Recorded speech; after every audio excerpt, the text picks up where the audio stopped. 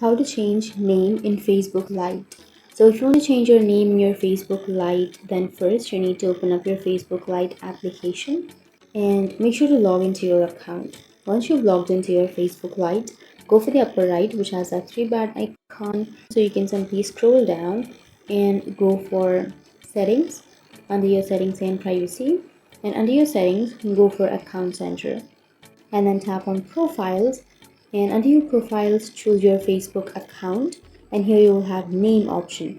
Tap on name, and from here you can change your name. So it says that if you change your name you can't change it again for 60 days, so choose your name wisely. And once you've removed this and once you've entered your new name, you can simply go for review change, which is on the bottom of your screen, and then you can save your name.